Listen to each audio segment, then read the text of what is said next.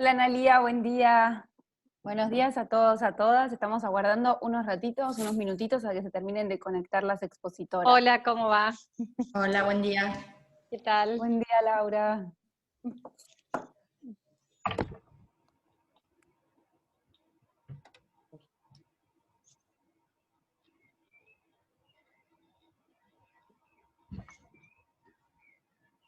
Sí, la verdad que es un desastre todo. Yo no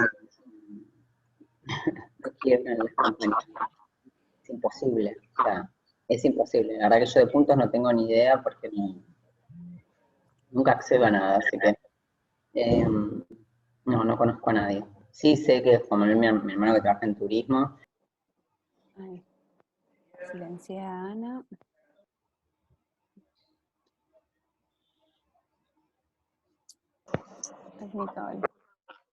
Si tienen ganas, mientras esperamos, de ir contándonos de qué organismo son, de qué organismo vienen y participan, así sabemos quiénes nos están escuchando, va a estar buenísimo.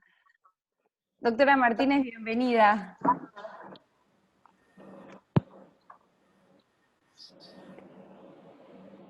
Muchas gracias. Voy a cerrar el micrófono hasta que ustedes me avisen. Buenísimo.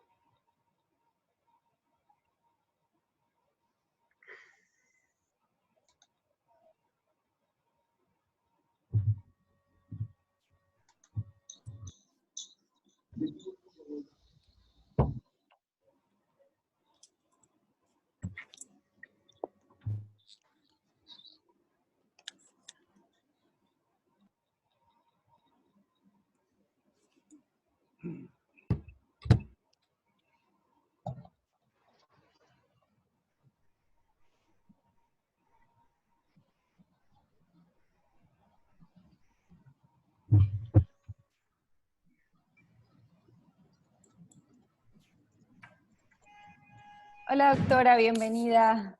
Hola Clarita, ¿cómo andás? Muy bien. Hola chicos, ¿cómo andan? Hola Analia, ya estás, qué suerte. ¿Todo bien? Todo bien, ¿cómo vas? ¿Qué tal?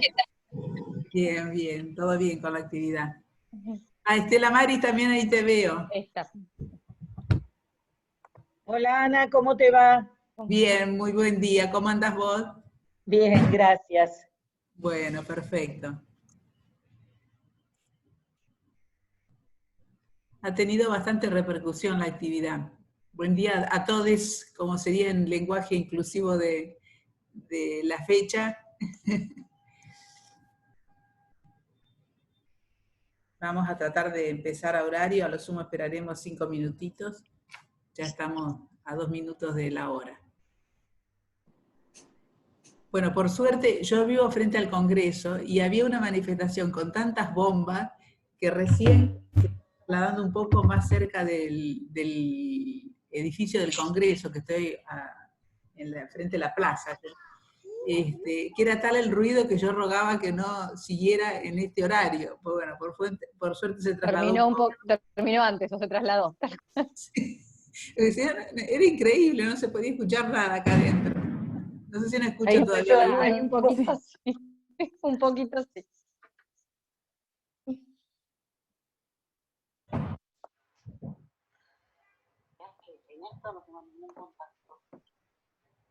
Hola Maggie, te estoy viendo, ¿cómo estás? Hola Ana María, ¿cómo te va? Primero, feliz aniversario, porque hoy es el aniversario en que vos juraste como magistrada. No, me había olvidado. 25 de noviembre del 2011. Feliz Te aniversario. agradezco, vos siempre te acordás todos los años. Bueno, tenía el honor de que Maggie fuera mi secretaria. Yo llegué a la vocalía 10 y Maggie ya era la secretaria. Y bueno, era, supongo, su incertidumbre si yo la dejaría o no. Por supuesto que dejé todo tal cual estaba. Y tuve la alegría de tenerla de compañera de equipo, que fue realmente un trabajo muy bueno. Y después, bueno, su nivel hizo que ascendiera a defensora, que tuviste la suerte, Estela Maris, de tenerla unos años, y después ya volvió a concursar y ganó el cargo de camarista aquí en la ciudad de Buenos Aires, de criminal correccional. Sí. Así que bueno, varios le conocemos todo el recorrido, además de toda la gente que estuvo en casación.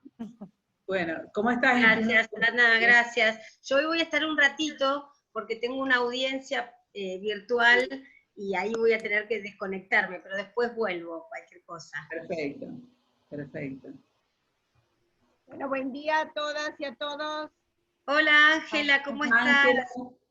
Ángela, ¿cómo te va? ¿Cómo Buen están? día. Besos.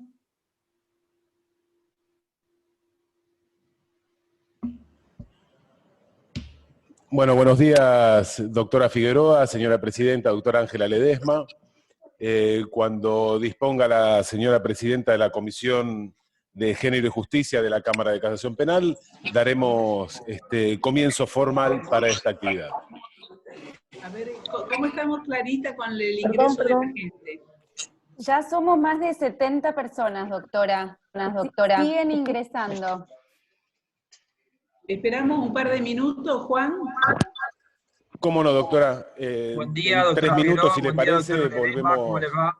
Hola, Mariano, qué gusto, ¿cómo estás? Buen día a todos los demás presentes, todos, todas. Hola, hola a todos.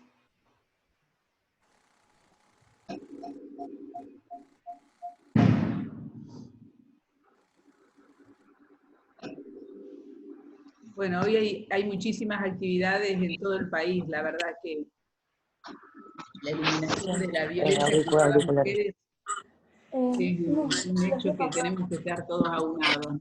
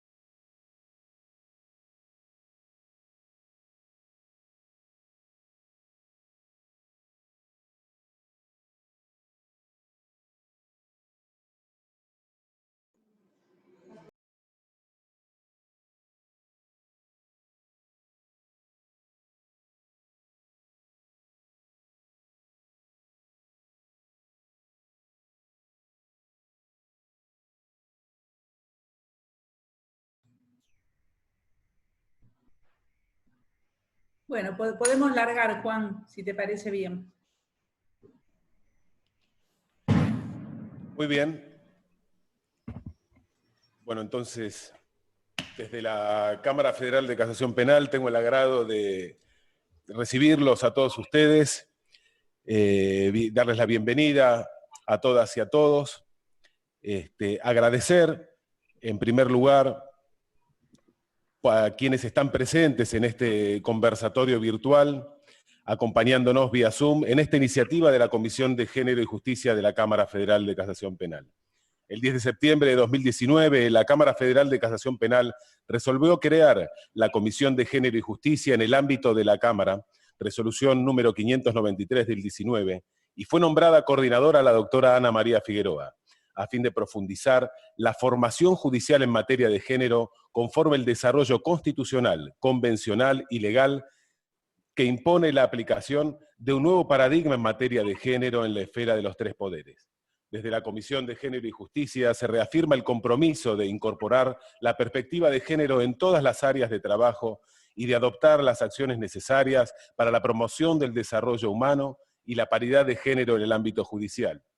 Hoy, 25 de noviembre, es un día importante en la lucha de los derechos de las mujeres, pues se conmemora que en ese mismo día, pero del año 1960, cuando fueron asesinadas las hermanas Patricia Minerva y María Teresa Mirabal, quienes se habían rebelado contra el régimen dictatorial de Rafael Trujillo en la República Dominicana. En reconocimiento a la valentía de estas mujeres y en defensa de los derechos humanos, la Asamblea General de las Naciones Unidas designó esta fecha como Día Internacional de la Eliminación de la Violencia contra las Mujeres. El objetivo de esta fecha es visibilizar la desigualdad, la discriminación y las distintas formas de violencia contra las mujeres, así como también el reclamo por la implementación de políticas públicas para prevenir y erradicar esta problemática. A continuación, para darle la apertura formal, vamos a escuchar las palabras de la señora Presidenta de la Cámara Federal de Casación Penal, doctora Ángela Esther Ledesma. Doctora, muy buenos días. Muchas gracias. Buenos días a todas y a todos. En nombre de la Cámara Federal de Casación Penal y en mi carácter de Presidenta del Cuerpo, en el Día Internacional contra la Violencia hacia las Mujeres. Les doy la bienvenida y les agradezco la asistencia a este conversatorio sobre la violencia hacia las mujeres en el sistema judicial. Agradezco a las doctoras Estela Maris Martínez, Defensora General de la Nación, a la doctora Analía Monferrer, titular de la Oficina de Violencia Doméstica de la Corte Suprema de Justicia de la Nación, y en particular quiero agradecer la tarea sostenida, consecuente, constante, de la doctora Ana María Figueroa desde la Comisión de Género y Justicia de nuestra Cámara. Recientemente el tema de la violencia hacia las mujeres ha sido también puesto en agenda y nos ha interpelado a las instituciones la encíclica Fratelli Tutti del Papa Francisco, que se refirió especialmente a la situación de las mujeres privadas de la libertad, obligadas de distintas maneras a vivir en condiciones similares a la esclavitud, mujeres víctimas de maltrato, de explotación sexual y de diversas formas de criminalidad organizada, que incluso las llevan hasta la aberración sin límite de obligarlas a abortar para traficar órganos. En este contexto, en el que también la pandemia ha visibilizado mayores niveles de violencia intrafamiliar, la realización de este conversatorio en este día tan particular es de especial trascendencia. Hago votos por el éxito del conversatorio, por las conclusiones y porque podamos seguir afianzando el reconocimiento y respeto pleno de la dignidad de todas las mujeres. Muchas gracias y bienvenidos y bienvenidas. Muchísimas gracias, señora Presidenta. A continuación, queremos presentar junto a Clara Santamarina el panel destacado que nos va a acompañar durante esta jornada. En forma personal quiero agradecer a la comisión y a la doctora Figueroa por el contagiarnos este entusiasmo y todos sus conocimientos. Ahora sí, entonces formalmente inaugurado este conversatorio, Clara, te pido que presentes al prestigioso panel que nos va a acompañar el día de hoy. Muchísimas gracias. Hola, buenos días a todos y a todas. Es un éxito esta convocatoria, somos más de 100 personas, así que con muchísima emoción presento a nuestra primera expositora, que es la doctora Estela Maris Martínez. Como todos sabemos, la doctora es la Defensora General de la Nación desde el año 2006, antes fue defensora oficial ante la Corte Suprema de Justicia entre los años 2001 y 2006, es doctora en Derecho por la Universidad de Salamanca del Reino de España, es abogada, es licenciada en Criminología por la Facultad de Derecho de la Universidad de Buenos Aires, Fue directora de la Maestría en Criminología de la Universidad Nacional de Lomas de Zamora y profesora de grado y posgrado de la Universidad de Buenos Aires, de la Universidad Nacional de Lomas de Zamora, de la Universidad de Belgrano y de la Universidad del Museo Social Argentino. Es autora de numerosos artículos sobre bioética, tema sobre el cual versó su tesis doctoral, que fue publicada bajo el título Manipulación Genética y Derecho Penal, por la editorial Universidad. Es coordinadora nacional de la Reunión Especializada de Defensores Públicos Oficiales del Mercosur, REDPO, y actualmente ejerce la presidencia pro tempore de la REDPO. Es coordinadora general de la Asociación Interamericana de Defensorías Públicas. Fue 2 veces coordinadora general del bloque de Defensores Públicos Oficiales del Mercosur y actualmente es tesorera. Es secretaria general del Consejo Federal de Defensores y Asesores Generales de la República Argentina. Integró el Comité de Seguimiento de las Reglas de Brasilia sobre acceso a la justicia de las personas en condiciones de vulnerabilidad de la Cumbre Judicial Iberoamericana. Ha dictado numerosas conferencias, tanto en el ámbito local como en el internacional, y en su lucha por los derechos de las mujeres destacamos en particular el reconocimiento otorgado a la doctora Martínez por su contribución en el proyecto de elaboración de la Oficina de la Mujer de la Corte Suprema de Justicia de la Nación. Con esta introducción le damos la bienvenida, doctora, y la escuchamos. Muchísimas gracias. Muchas gracias por esta invitación. Agradezco en particular a la doctora Ana María Figueroa y por su intermedio, por supuesto, a mi querida amiga, la doctora Ángela Ledesma, la señora presidenta de la Cámara de Casación Federal, y a todos los integrantes de la Cámara. Voy a comenzar refiriéndome específicamente a la violencia de género, si bien luego mi tema principal va a abordar una cuestión más acotada. Pero atento a la gravedad que sigue revistiendo la violencia de género en nuestro país, y teniendo en cuenta el ámbito de esta exposición, me veo en la obligación de señalar que yo percibo que tenemos que dividir 2 grandes grupos cuando hablamos de violencia de género. Por un lado, el grupo integrado por aquellas mujeres que, corriendo graves riesgos y con un gran esfuerzo de su parte, piden ayuda, hacen la denuncia, acuden a la justicia. Y esa justicia, nosotros fracasamos. Y pese a que han pedido ayuda, pese a que su demanda está judicializada, pese a todo ello, igual el resultado para esas mujeres es la muerte. Esto me parece de una gravedad excepcional, pero además me parece que nos interpela a nosotros y nosotras, a los operadores y a las operadoras del sistema de administración de justicia, que no podemos seguir mirando hacia otro lado, que tenemos que empezar a preguntarnos en qué nos equivocamos. En este momento hay un caso concreto que está denunciado por la Defensoría General ante el Sistema Universal de Derechos Humanos, en el cual una mujer que había efectuado una denuncia, que estaba con una restricción perimetral para su agresor, avisaron a la policía, ella, vecinos, porque el agresor se presentó en su casa y rompió la puerta a patadas.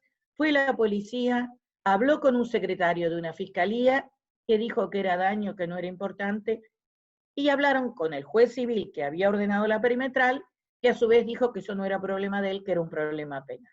El señor se fue en libertad, pese a que el policía esta vez insistió mucho, porque el grave problema que teníamos hace unos cuantos años era que la policía no significaba este tipo de episodios.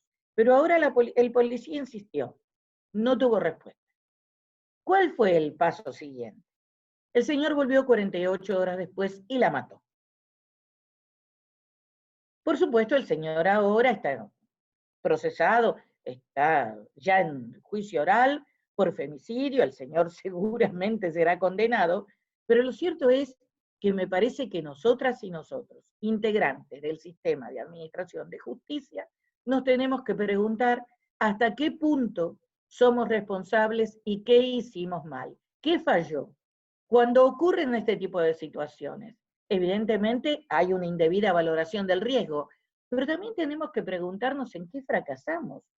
¿Qué faltó control? El control fue inadecuado. Nadie sabe cuál es la responsabilidad en el seguimiento de la conducta de un violento en un contexto de violencia de género. Esta es una pregunta muy grave, porque no podemos llegar a la conclusión, más allá de esto no es buscar responsabilidades penales, esto no es, sino cuestionarnos seriamente cómo llegamos a esta situación y cómo puede ser que pidiendo ayuda y con intervención judicial, igual ocurra este resultado. Otro caso muy claro es el de la joven que murió en Tucumán, luego de ser acosada sistemáticamente y haber pedido reiteradamente ayuda. ¿Cómo puede ser? Todavía a la mujer no le creen. Es necesario que termine muerta para que le crean. Esto es grave y creo que acá tenemos que tener una profunda reflexión, realizar ateneos, verificar qué es lo que está pasando, tanto a nivel federal, a nivel nacional, como a nivel provincial, porque algo ocurre que todavía, aún en el caso de las mujeres que se atreven, no las podemos proteger, el Estado no la puede proteger de manera debida. Y en este caso somos responsables los integrantes del sistema de administración de justicia. Después está el otro grupo que, si bien nos interesa como ciudadanas y ciudadanos, como integrantes de una comunidad, ya digamos que la reflexión no tiene que ser tan puntual en cuanto a qué estamos haciendo mal. Ya la reflexión es más amplia. Y es el otro caso en los cuales las mujeres no denuncian. Sobre todo porque no se advierte que realmente en un contexto de violencia de género la mujer corre riesgo de muerte. Obviamente es fácil ejemplificar en esta instancia con el caso de Silvia Saravia, que fue muerta en uno de los barrios privados más exclusivos del país, lugar donde estaba rodeada de amigas y donde vivían 3 de sus hijos, y en su propio domicilio, su marido, el empresario Neus, la ejecutó con un tiro en la cabeza. Allí tenemos que resaltar la prisión a la que vivía sometida esta señora, que aquí no era una prisión de rejas reales, pero sí una prisión cultural, una prisión de estándares de estatus socioeconómicos que le impedían, por un lado, pedir ayuda, pero por otro lado, ver el riesgo que corre. Ella tenía todo a su alcance. Claro que podía haber pedido ayuda, claro que podía haber recurrido a un montón de personas para que la protegieran, pero ni los que la rodeaban advertían la gravedad de la violencia, ni ella percibía que su vida estaba en riesgo. Y ante la falta de percepción completa de ese riesgo, claro que por condicionamientos sociales que la aprisionaban, no estaba en condiciones de pedir ayuda o de huir del riesgo. Pero esto es como para que reflexionemos. Aquí es el que no pide ayuda. Y en la otra escala de la pirámide socioeconómica, todavía tenemos un grupo importante de mujeres en alto grado de vulnerabilidad que si el Estado no las ayuda, no están en condiciones de denunciar. Y en este caso no están en condiciones de denunciar, me estoy hablando de condición más vulnerable, a las más marginadas. ¿Qué es lo que ocurre? Por un lado, muchas veces ya tienen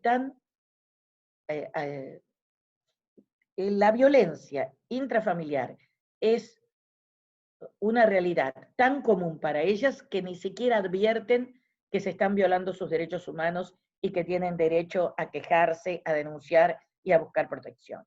Porque ella, y seguramente todas las mujeres de su grupo, habitualmente son víctimas de violencia de género. Pero además se suma que ellas saben que no solo aumenta el riesgo si denuncian para ella y para sus hijos, sino que también no saben si van a poder sobrevivir ante una denuncia y la eventualidad de que el agresor sea excluido del hogar y pierdan un elemento para sustento, un elemento de sustento familiar. Ahí el Estado tiene que estar presente, tiene que acompañar, tiene que contener, tiene que apoyar y tiene que asegurar los primeros meses, eventualmente los primeros años de vida de esa mujer para que pueda aprender a mantenerse sola y que no tenga que elegir entre el maltrato sistemático y eventualmente su vida o poder sobrevivir dignamente ella y sus hijos por cuestiones de emergencia económica. Pero esta es una problemática en la cual, por supuesto, todos y todos los integrantes del Poder Judicial que somos sensibles al tema de género, como ciudadanos y ciudadanas estamos obligados a actuar, a intervenir, a concientizar, tanto en el caso de las personas de mejor situación económica, como en el caso de las mujeres en situación de vulnerabilidad extrema. Pero creo que nuestra responsabilidad es mucho mayor y la situación es mucho más acuciante si vemos el otro grupo, aquellos que sí pidieron ayuda y en las cuales el sistema de administración de justicia, por un motivo que tenemos que dilucidar, fracasó en la protección. Y aquí la responsabilidad siempre va a ser nuestra. Aunque digan que la mujer no se comportó como debía, que no tuvo todo el tiempo el botón antipánico, que le permitía volver, porque todo lo que se haga es porque no se trabajó suficientemente de la manera correcta en esa situación. Y yo creo que muchas veces, al día de hoy, todavía se sigue minimizando la gravedad y el riesgo que implica la violencia de género. Los violentos de género matan. Esto no es un eufemismo. Señalado este punto, y por supuesto invitándonos a todos y a todas a tomar conciencia de esta situación y a revisar a todo nivel, los defensores, las defensoras, los fiscales, las jueces, las juezas, qué hicimos mal o qué nos faltó hacer, me voy a referir ahora brevemente, por favor avísenme cuando me quede poquito tiempo, me voy a referir ahora brevemente a un tema que también es para nosotros muy importante, que es la violencia institucional que opera sobre las mujeres que son captadas por el sistema penal. Ya ayer, en una actividad que organizó la Defensoría General de la Nación, presentamos un informe sobre casos de abuso sexual sobre privadas de libertad, en base a una investigación que hicimos referida a mujeres privadas de libertad en escuadrones de gendarmería donde se habían detectado casos de abuso sexual. Ayer hicimos esa presentación y alertamos sobre este tipo de supuestos que más allá de la encíclica de su santidad, es cierto que se producen no exclusivamente en los países que están en una situación más extrema en cuanto a sus cárceles, sino que son casos que vemos en nuestro país. Hace poquito tuvimos otra denuncia de una detenida federal, que pese a que era una detenida federal en ámbito provincial, estaba alojada por falta de lugar en una comisaría provincial y ahí denunció haber sido víctima de una violación. Esto pasó no hace un mes, en nuestro país. O sea, esto es el primer alerta. ¿Qué pasa con las mujeres privadas de su libertad y hasta qué punto no se toman todos los recaudos que las mismas normas contemplan? Concretamente, el hecho de que los hombres, si están al frente de estos dispositivos, deben tener siempre personal femenino y no pueden ingresar a los alojamientos de las mujeres sin personal femenino que los acompañe. ¿Y quién debe realizar las requisas? Todo esto que existe y está reglamentado no se cumple. En eso es fundamental la supervisión del sistema de administración de justicia. Pero más allá de eso, quiero presentar y quiero invitarlos a compartir un trabajo que hicimos en la Defensoría General de la Nación, auspiciados por el programa Eurosocial, que es un programa de la Unión Europea, Eurosocial Plus, y que tuvo como objetivo trabajar con las mujeres imputadas en contexto de violencia o vulnerabilidad.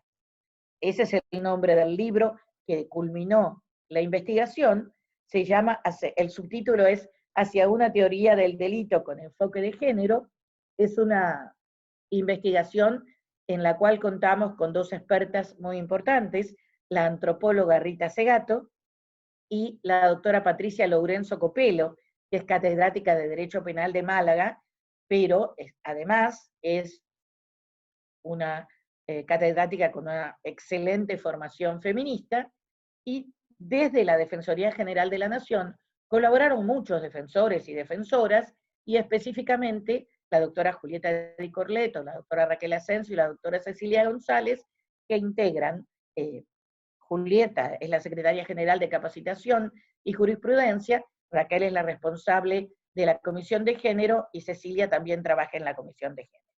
Ellas produjeron un texto que es muy importante y que pongo a vuestra disposición. Es accesible a todo el mundo, se puede bajar, el PDF está en la biblioteca de nuestra página www.mpd.gov.ar, y es importante porque si bien tiene lineamientos teóricos para generar una teoría del derecho penal con visión de género, con enfoque de género, también tiene estrategias prácticas para que utilicen defensores y defensoras, pero que también, entiendo, va a ser de utilidad para la formación con enfoque de género en derecho penal de todos los operadores del sistema de administración de justicia. El libro, concretamente, lo que hace es estudiar básicamente 3 grupos de situaciones. En primer lugar, estudia aquellos casos en los cuales la mujer es procesada, es responsabilizada penalmente en aquellos que se conocen con el nombre de delitos de estatus. Los delitos de estatus son los delitos en los cuales la mujer se le asigna determinado rol, y cuando incumple ese rol, por ejemplo, el de madre, el de cuidadora, se le realiza un reproche ampliado. Se la reprocha por la conducta típica que desplegó, pero también se la reprocha por haber quebrado el mandato, por haber incumplido con una norma que tiene que ver con que la mujer tiene que ser una buena madre, una buena esposa, una buena cuidadora. Cuando esto no ocurre, se le critica y se la responsabiliza, incluso en muchos casos, aun cuando ella no haya sido la que actuó sobre la víctima, supongamos el caso de un homicidio, de un niño o de una niña por parte de una pareja de la mujer, aunque ella no haya tenido nada que ver, incluso aunque haya estado trabajando en ese momento, siempre va a haber un reproche por no haber cuidado lo suficiente, por no haber advertido. Es decir, se le exige más por el rol que socialmente se le atribuye a las mujeres, y no se estudia en profundidad por qué, en qué situaciones estaba esa mujer. En muchos casos, víctima de un maltrato sistemático que le impide distinguir la gravedad o la posibilidad de que ese maltrato, que en ella es algo permanente y que ha quebrado su voluntad, pueda también generar un daño hacia sus hijos. Y se le reprocha en un grado mayor que el que se le reprocharía si no fuese la madre. En este tipo, yo no puedo obviamente desarrollar todo el libro, pero esta es una de las líneas en las cuales se profundiza y se alerta. ¿Qué pasa con los delitos de estatus? El otro tema que se aborda es el tema de la legítima defensa. Como ustedes saben, en muchos casos la mujer reacciona frente al agresor. En este caso se suele evaluar esa reacción, cuando da muerte a su agresor, con los mismos parámetros que se usa para mensurar una legítima defensa entre 2 hombres que no tienen ninguna relación entre sí. La estructura de la causa de justificación legítima defensa está armada en base a 2 protagonistas, varones con fuerzas semejantes y en un contexto que no tiene nada que ver con el contexto propio de la violencia de género.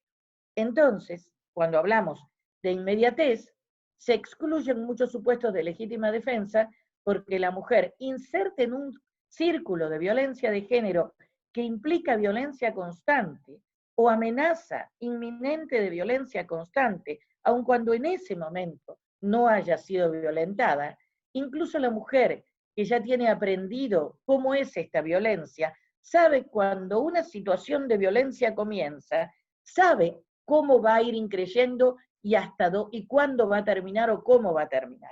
Y puede vislumbrar que puede incluso terminar con ella gravemente lesionada o muerta.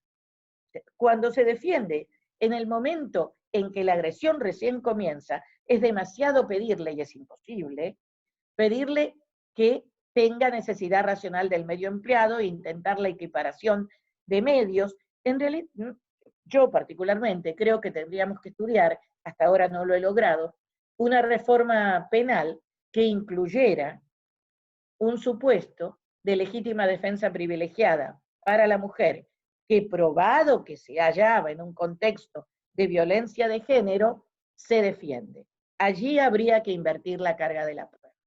Probado que existía violencia de género, hay que presumir que actuó en legítima defensa. Y solo si se puede probar que no actuó en legítima defensa, operaría el reproche. Esto por supuesto que es un deseo, no existe, pero sí lo que se puede hacer es ser muy amplio en la investigación y verificar cuándo hablamos de inminencia, cuándo hablamos de necesidad del medio empleado para impedirla o repelerla. Es muy interesante porque sobre este tema no solo el libro lo desarrolla de manera excelente, sino que el comité de expertas del mecanismo de seguimiento de la Convención de Belén du Pará ha emitido un documento, que les sugiero a todos que lo consulten, donde también insiste sobre este tema de la legítima defensa y dice cómo los parámetros que se deben utilizar en un caso de violencia de género son diferentes a los que se utilizan en circunstancias normales. Y además agrega que conforme los documentos internacionales, la violencia de género siempre es una agresión ilegítima, que no hay que probar que es especialmente, que por existir un contexto de violencia de género, la agresión ilegítima ya está configurada. Este documento también es muy interesante y responsabiliza al Estado, a todos los estados que forman parte, que han adherido a la Convención de Belén du Pará, los responsabiliza por no tomar las medidas adecuadas. Yo creo que ya no me debe quedar mucho tiempo.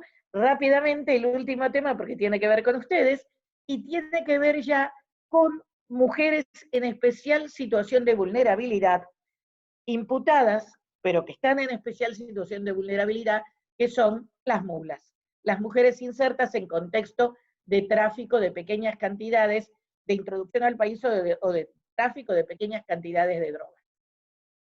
Como ustedes saben, el 60% de las mujeres presas en nuestro país, dentro del ámbito federal y nacional, lo son por cuestiones relacionadas a temas de estupefacientes. Y allí se realizó un estudio sobre las mulas.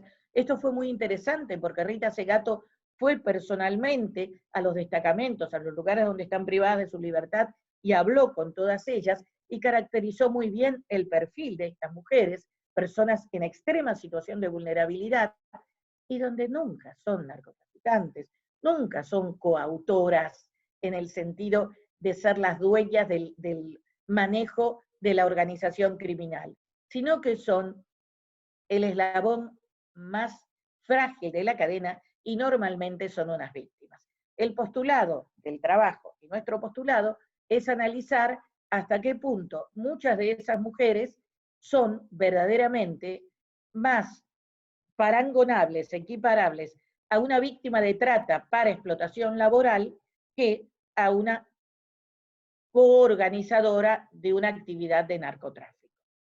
En nosotros tenemos como caso relevante el de una mujer boliviana que había venido a nuestro país transportando una pequeña cantidad de estupefaciente, pero que el objetivo era adquirir dinero, obtener dinero para poder pagar a su hijo que se estaba muriendo de cáncer en Bolivia y que tenía que ser sometido a un tratamiento que el gobierno boliviano no le podía dispensar. Esa mujer estuvo presa mucho tiempo y finalmente, a último momento, se logró que volviera para que su hijo muriera en sus brazos. Este tipo de situaciones entiendo que hay que analizarlas desde otra óptica. A eso invita el libro, a pensar, a cambiar de mentalidad y a empezar a utilizar el enfoque de género cada vez que aplicamos el derecho penal, que, a no dudarlo, nació con una concepción absolutamente androcéntrica. Esto también, el no realizar una defensa de género, una defensa con enfoque de género, el no juzgar con enfoque de género en estos casos, es, a mi juicio también, violencia institucional contra las mujeres. Con esto termino. Muchísimas gracias. Doctora, muchísimas gracias por su exposición. Hacemos un aplauso virtual. Si a usted le parece bien, comparto ahora en el chat el libro que estuvo mencionando y comentando, de modo tal que todos los participantes puedan bajarlo, les va a llegar por ahí. Le agradezco enormemente su exposición tan clara, tan clara, que era imposible interrumpirla. Yo veía el reloj pero decía, no quiero que termine. De verdad, muchísimas gracias. Ahora le vamos a dar la palabra a la doctora Analía Monferrer, que es abogada, es secretaria letrada de la Corte Suprema de Justicia de la Nación y está a cargo de las actividades de la Oficina de Violencia Doméstica de ese tribunal. Analía, muchísimas gracias por acompañarnos. Muchas gracias. Bueno, ¿me escuchan bien? Porque estoy con auriculares. Sí, perfecto. Bueno, muchas gracias por la invitación, muchas gracias a la doctora Ana María Figueroa, también a la doctora Estela Maris Martínez, porque compartimos el panel, a la Cámara de Casación y a todas las personas que están participando hoy. Me toca una tarea difícil porque justo quedo en el medio de dos grandes expertas en la materia y defensoras de los derechos humanos de las mujeres, que lo podemos constatar diariamente a través de los fallos en un caso y también a través de sus iniciativas y diseño de políticas públicas. La Defensoría General ha sido una de las primeras instituciones que hizo un convenio con la Corte Suprema de Justicia para brindar asesoramiento y patrocinio jurídico gratuito a las mujeres víctimas de violencia doméstica. Desde el primer día de funcionamiento de la oficina contamos con el servicio dentro de la sede de la misma oficina y eso ha ayudado mucho a quienes tenían que continuar con sus trámites una vez hecha la denuncia en la OVD.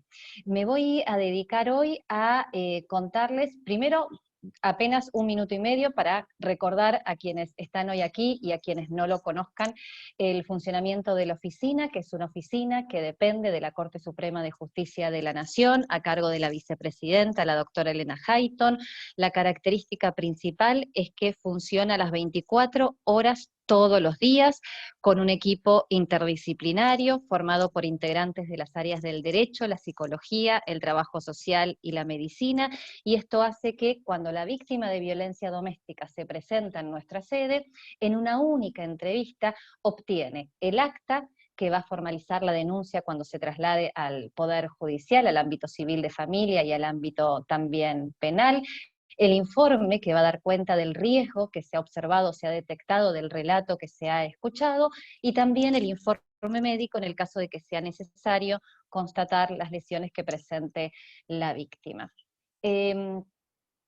Este funcionamiento en forma presencial durante 24 horas, no se ha visto modificado a raíz del aislamiento social preventivo y obligatorio. Es decir, la oficina continuó trabajando las 24 horas con el equipo en forma presencial. Esto es muy importante porque más allá de la feria extraordinaria decretada por la Corte Suprema, los juzgados civiles de familia y los juzgados penales vinculados con estas cuestiones de violencia de género han continuado con el trámite de las causas y han dictado medidas de protección ante el envío de los legajos desde la oficina. Lo que sí, obviamente, hemos observado en nuestro trabajo, además de hacer una adecuación en la práctica, es decir, contamos con una menor cantidad de personal en forma presencial a raíz de las indicaciones del Departamento de Bioseguridad de la Corte para proteger a quienes trabajan dentro de la oficina y también a quienes se acercan a la oficina, y hemos sí, obviamente, detectado una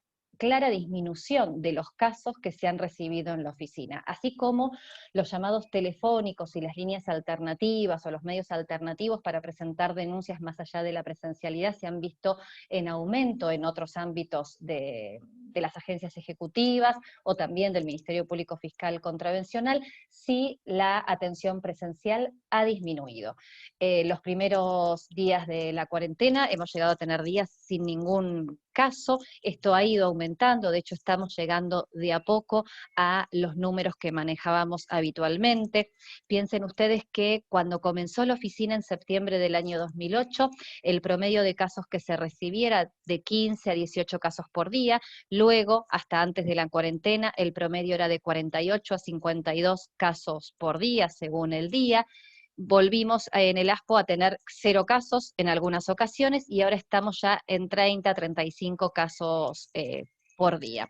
Lo que hemos hecho durante también la cuarentena, hemos dado, además de los datos estadísticos que habitualmente se daban a conocer, más allá de, esto es importante, contamos con datos abiertos, ya desde hace 2 años tenemos en la página de la Corte los datos abiertos, con lo cual cualquier persona puede obtener esos datos y hacer los cruces que quiera, con las variables que quiera, para poder hacer análisis de esos datos, pero además, dentro de los informes habituales, que consisten en los informes trimestrales de los casos que pasan por la oficina, hemos hecho un informe especial de los casos tramitados durante la cuarentena.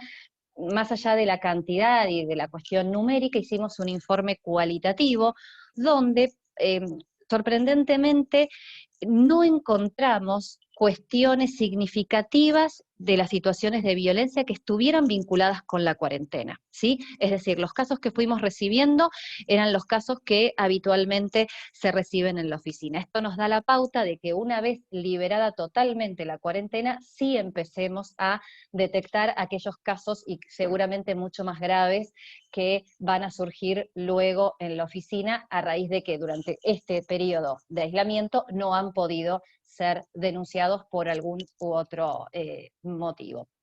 Piensen ustedes que en el año 2019, del 20 de marzo al 24 de noviembre, en la oficina se recibieron 8.395 casos, y este año, en el mismo periodo, 3.875, con lo cual es notablemente menor.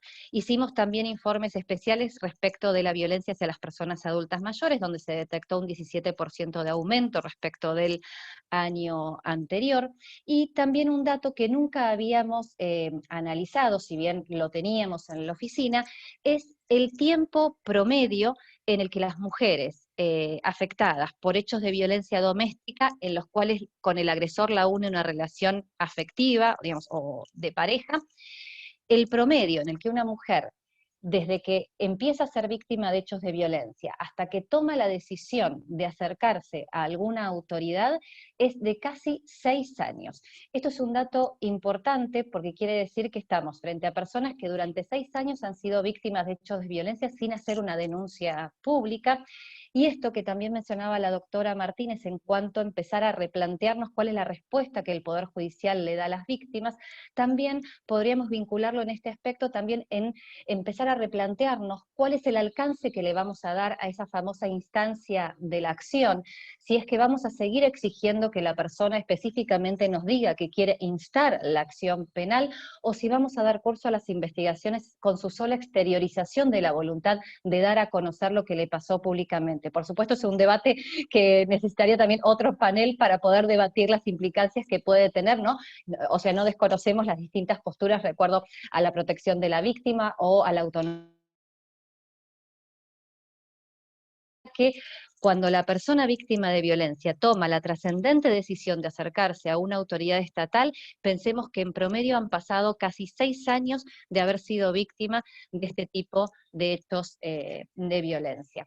También lo que hemos hecho durante este ASPO, teniendo en cuenta las dificultades de muchas de las personas para, más allá de contar con líneas alternativas, sabemos que en muchos hogares el ámbito de privacidad está también disminuido en este momento o en estos tiempos que han sido de cuarentena obligatoria, con lo cual sabemos que muchas mujeres ni siquiera pueden contar con ese ámbito de privacidad para enviar un mensaje o para hacer un llamado telefónico. La Oficina de Violencia Doméstica, teniendo en cuenta la experiencia adquirida durante estos 12 años, además del trabajo conjunto que se había hecho oportunamente con lo que era en ese momento el Consejo Nacional de las Mujeres y la Dirección General de la Mujer de la Ciudad de Buenos Aires, donde se había trabajado en forma conjunta estructura para tener un informe de riesgo similar, más allá de que después cada institución pudiera agregar algunas otras cuestiones, se puso a disposición de todas las agencias ejecutivas a través del Ministerio de las Mujeres un instrumento sencillo para el análisis de riesgo, que obviamente no suple la intervención especializada y tal vez un poco más exhaustiva del análisis a través de la escucha de un relato, más allá de las críticas que se puedan hacer, es que solamente con la escucha de un relato se hace un informe de riesgo, digamos que ya hemos visto bastante superadas a raíz de la respuesta judicial, en el sentido de que el informe que se hace en la OBD es para que juezas y jueces puedan decidir si adoptan o no medidas de protección inmediatas, cosa que durante la cuarentena se ha observado en forma muy positiva, porque de hecho, además, a raíz de la digitalización de todos los procesos, juezas y jueces del ámbito civil de familia, que tenían un horario acotado normalmente, digamos, de atención, han dictado medidas de protección mucho más allá de ese horario, se han enviado legajos, se han subido, digamos, lo que decimos en el ex, legajos a las 10 de la noche, a las 10:20 teníamos la medida de protección dictada, con lo cual el Poder Judicial se adaptó a esta dinámica de... Analía, te apagaste el micrófono, Sí, me parece. sí, sin lo querer. apagué yo tocando el teclado, perdón. Entonces les decía, más allá de este instrumento sencillo que no suple este análisis exhaustivo dentro igualmente del contexto acotado de una entrevista en la Oficina de Violencia Doméstica, pero sí hemos pasado este instrumento para aquellas situaciones que son previas al ingreso de la persona a la Oficina de Violencia Doméstica o el ingreso de una denuncia al Poder Judicial, o simultáneas, para que se pueda, digamos, orientar de forma inmediata a esas agencias ejecutivas a poder adoptar también medidas de protección dentro del ámbito de actuación de cada agencia ejecutiva, por lo menos para que rápidamente puedan orientarse en cuanto al riesgo al que está expuesta la persona que se presenta como víctima de violencia. Esto lo hemos difundido a mediados de septiembre de este año para todas las agencias.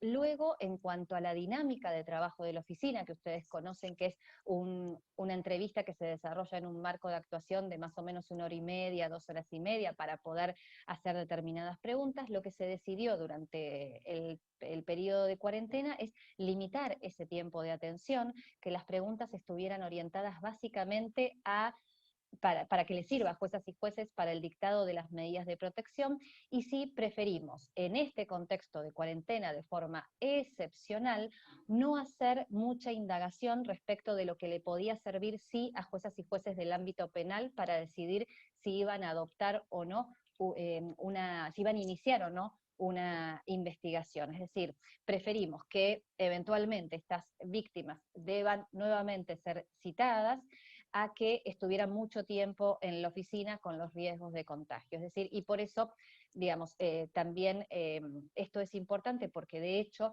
en una oficina de violencia doméstica funcionando las 24 horas no hemos tenido ni un solo caso de contagio de COVID dentro de la oficina, sino que los que han habido han sido, pero por contactos fuera del ámbito de trabajo, con lo cual los protocolos que se han preparado, digamos, han tenido relativo éxito dentro de este contexto tan excepcional. Analía, te interrumpo un segundito. Sí, están pidiendo si sí. puedes acercarte al micrófono, así se escucha un poquito mejor. Uy, y te perdón. que ya estamos medio en tiempo. Sí, ahí ya estaba mirando el reloj, que ya estaba por eso, para ir terminando, simplemente que, bueno, la oficina obviamente continúa con la atención las 24 horas, obviamente tenemos la demora propia de la poca cantidad de equipos y de la demanda que va en aumento, pero ya estamos preparando espacios de espera mucho más adecuados para poder seguir manteniendo el distanciamiento necesario durante estas épocas, y fundamentalmente digamos, destacar el trabajo sí de los poderes, del Poder Judicial, del ámbito civil de familia y del ámbito penal, en el que, como les decía, no se ha dejado de trabajar en el dictado de las medidas de protección durante este contexto de aislamiento obligatorio. Así que, bueno, muchísimas gracias nuevamente por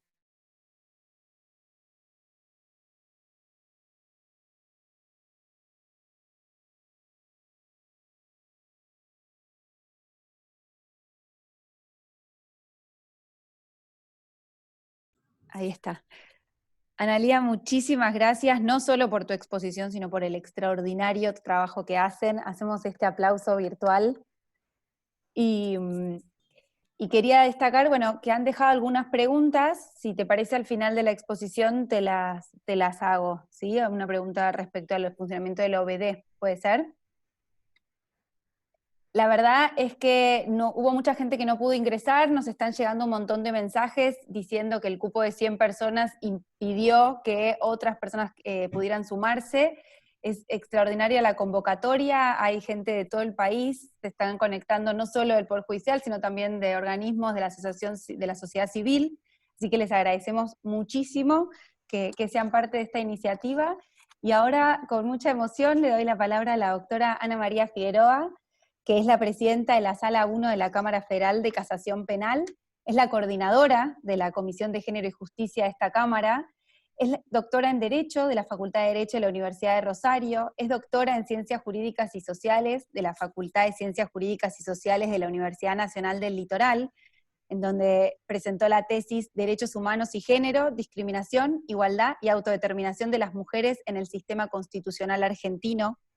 Es profesora titular de concurso de Derechos Humanos, por concurso de Derechos Humanos de la Universidad Nacional de Rosario, es profesora de Derechos Humanos en el doctorado en Derecho, en la carrera de abogado especializado en la magistratura judicial, en la carrera abogado especializado en Derecho Penal, y en la maestría en Derechos Humanos de la Facultad de Derecho de la Universidad Nacional de Rosario.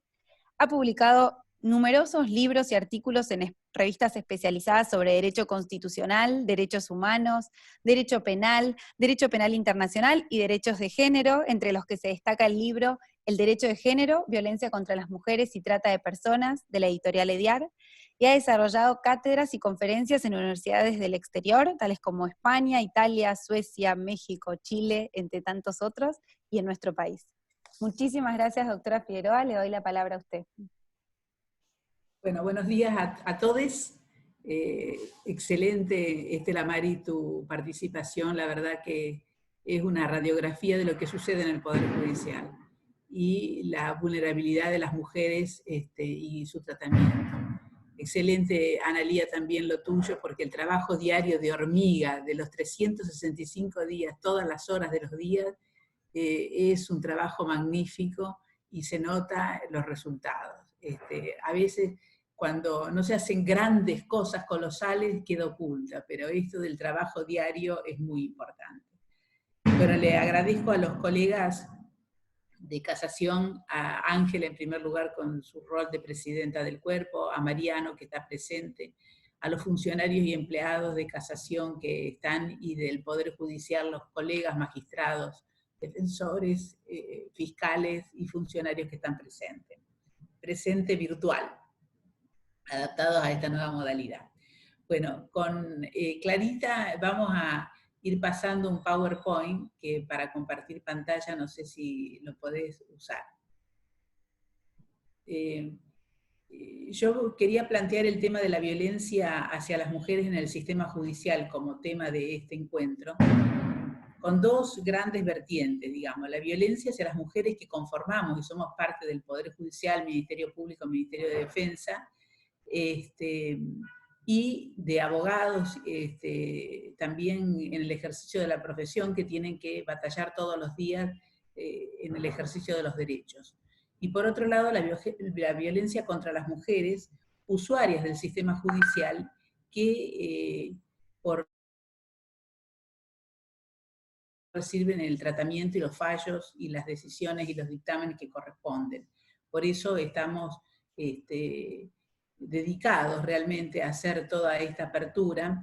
La ley Micaela ha ayudado con la necesidad de que sea su educación obligatoria en los 3 ámbitos de los poderes, y nosotros ya venimos haciendo reiteradamente, digamos, la formación en materia de género con la ayuda de la Corte Suprema de Justicia de la Nación y el Consejo de la Magistratura de la Nación. La otra, Clarita. Aquí yo quería plantear, como lo planteo también en mi libro, si se puede prevenir la violencia contra las mujeres desde el derecho penal.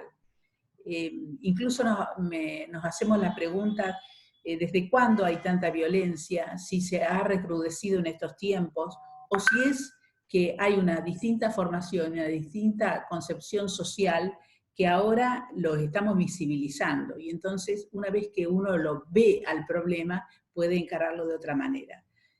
Sin lugar a duda, hay un conjunto de condicionamientos de cultura androcéntrica, machista, que hace que los derechos civiles y políticos, como los económicos, sociales y culturales, no se apliquen en igualdad de condiciones a las mujeres con los varones, por esta situación de vulnerabilidad preexistente totalmente reconocida. Fíjense ustedes, nosotros tenemos la circunstancia que los libros de constitucional, de historia, etcétera, la academia en Argentina, siempre se dijo que la universalidad del sufragio de la Argentina fue a partir de 1912 con la ley 88-71, ley Sáenz Peña, y fue la universalidad de los varones.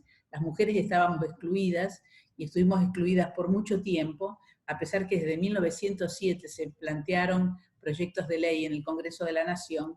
Recién en septiembre de 1947 se sanciona la ley 13.010, y en el año 48 se sanciona la ley donde nos dan ciudadanía a las mujeres en el sentido de ser documentadas con la libreta cívica. O sea, hasta ese momento éramos hasta indocumentadas, no existíamos, o sea, a pesar de que desde 1853 el artículo 16 de la Constitución planteaba que todos los habitantes eran iguales ante la ley y no hacía distinciones entre varones y mujeres, sin lugar a dudas no estábamos comprendidas nosotros en la igualdad ante la ley. Entonces, esa igualdad formal de 1853 en la práctica no operaba y había una gran discriminación con respecto al género mujeres. Esa discriminación se hacía, como bien se expresó recién, por una desigualdad que se consideró de orden natural, por medio del cual las mujeres teníamos asignados determinados roles y funciones, que es lo que hoy en la teoría de género se determinan las expectativas sociales, políticas y económicas que se tiene acerca de cuál debe ser el comportamiento de la mujer. Y dentro de ese comportamiento, como bien lo recordaba Estela Maris, se nos asignaban las tareas de cuidado, las tareas en el espacio privado, la reproducción, las teorías sociabilizadoras, por eso somos las primeras maestras de nuestros hijos, y se les reservaba a los varones las tareas del espacio público, de puertas hacia afuera, de mando, de gobierno, de quién ordenaba. ¿Y a quién ordenaba? Y a su mujer, que se consideraba que era de su pertenencia.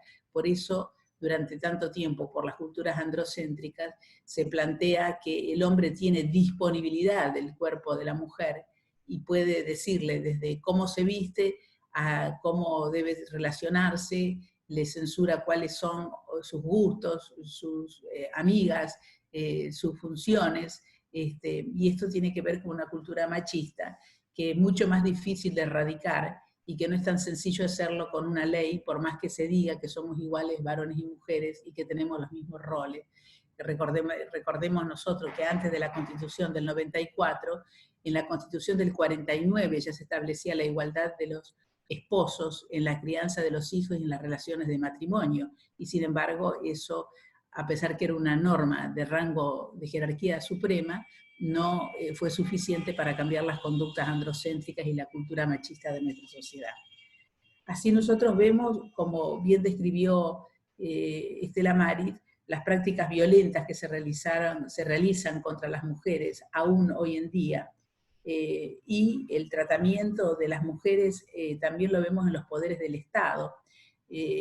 Por ejemplo, se plantea que en el ámbito del Poder Judicial el 57% lo conformamos mujeres, pero eso si se toma la totalidad del cuerpo, mientras que cuando vemos las tareas de mayor jerarquía en la Corte Suprema, mujeres lo conforman el 20%.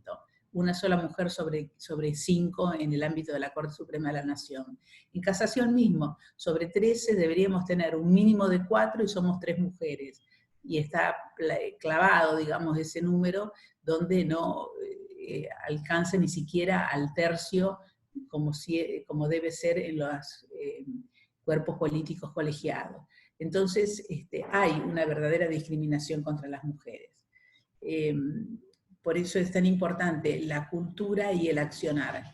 Dentro de ese accionar, la próxima,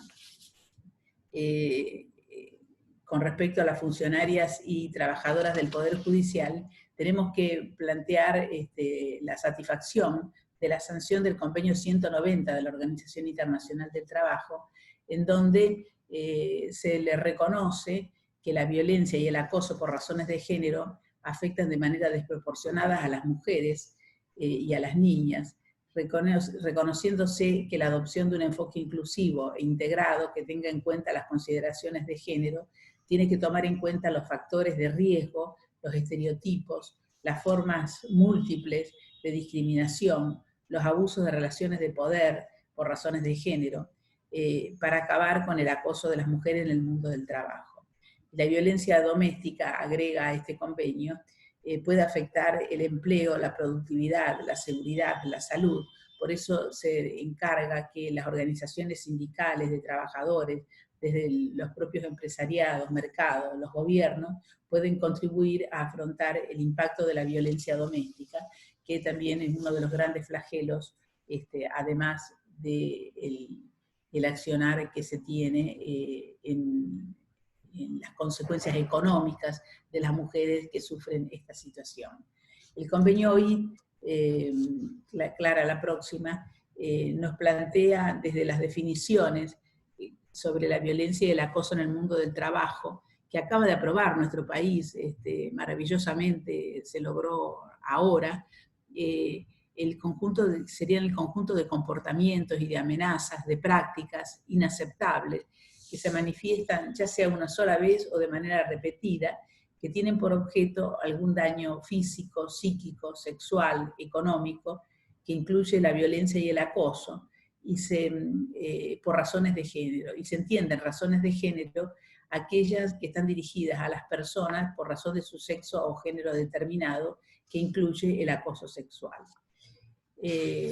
La violencia hacia las mujeres imputadas del Poder Judicial, procesadas o condenadas en causas penales, que sería la otra, dos más. Aquí, o la otra, aquí nosotros hemos enfocado, yo he enfocado prácticamente en uno de los temas que hoy están candentes en la sociedad, que es la cuestión de la situación de las mujeres y la jurisprudencia con relación al delito de aborto. Fíjense en ustedes, hay jurisprudencia del fallo FAL de la Corte, previo a FAL conocemos también alguna otra de las disposiciones, Cámara Federal de Apelaciones AGY, que fue del año 2012, que venía una mujer sobreseída imputada por el delito de aborto propio, y que había tenido la apelación del Ministerio Público Fiscal. Aquí se reproduce, o se puede adaptar lo dicho por Estela Mari, la falta de concepción de un criterio de género, y entonces hace que el Ministerio Público Fiscal apele cuando estaba tan bien planteado la cuestión irresuelta en primera instancia y en Cámara. Aquí por unanimidad rechazamos ese recurso con los votos de la doctora Ledesma, Slócar y el mío cuando integraba la Sala 2, y yo hice un análisis especial en materia de género desde el ámbito constitucional, la Convención para la Eliminación de toda forma de discriminación contra la mujer, que el artículo 12 parece que muchos miembros de la Judicatura no lo conocen, pero realmente es norma suprema y determina las pautas que el Estado se debe obligar a llevar adelante para lo que tiene que ver con la salud de la mujer y la salud reproductora, y que todos sabemos que el aborto es un mecanismo que utilizan las mujeres como último recurso cuando no quieren llevar adelante un programa de gestación, y que tiene derecho a decidir sobre su propio cuerpo, y eso lo determina el artículo 12 de la Convención, y sabemos que a la vez ha habido recomendaciones de la CEDAW donde les aconsejan al Estado argentino, le solicitan, no que le aconsejan, que adecúe las normas de derecho interno a las normas convencionales. Así hay hoy en discusión el mensaje con el proyecto que ha remitido el Ejecutivo de la Nación sobre la interrupción voluntaria del embarazo, y que sustituyen los artículos 85, 86, 87 y 88 del Código Penal, y además introduce el 85 bis, donde crea un nuevo delito para los funcionarios que dilataran injustificadamente, obstaculizaran o negaran la práctica de un aborto cuando una mujer está dentro de las 14 semanas y tiene derecho, según el 85, a interrumpir el embarazo.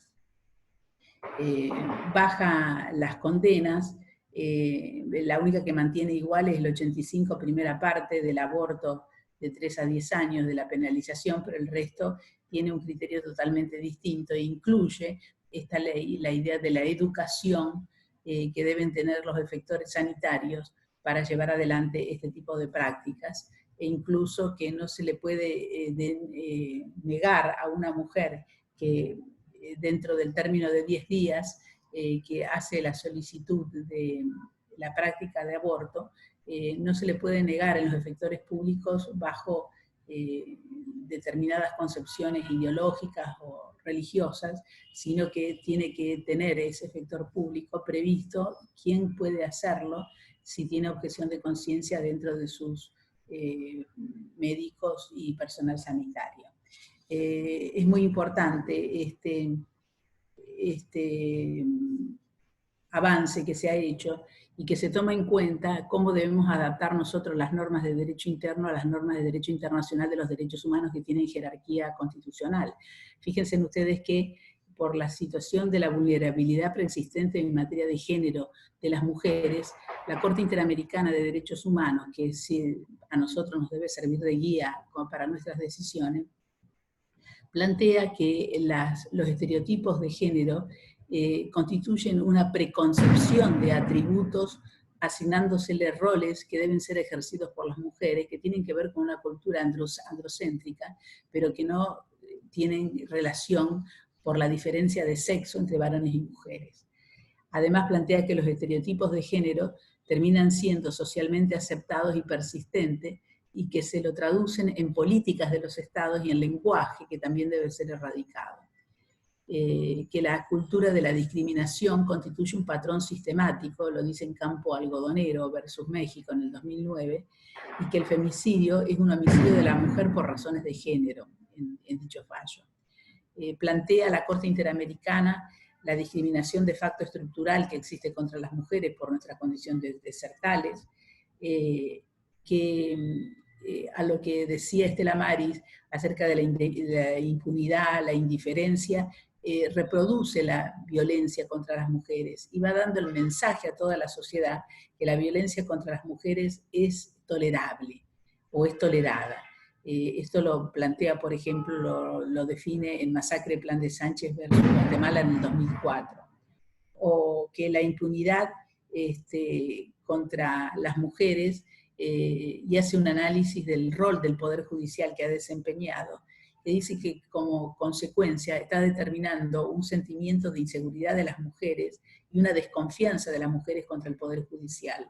Por esa razón es que demoran las mujeres en hacer las denuncias, y las denuncias las empiezan a realizar cuando ya a ellas, en su situación de vulnerabilidad, les resulta intolerable o advierte el riesgo que está en presencia de tener consecuencias muy graves a su vida, a su salud, a su integridad.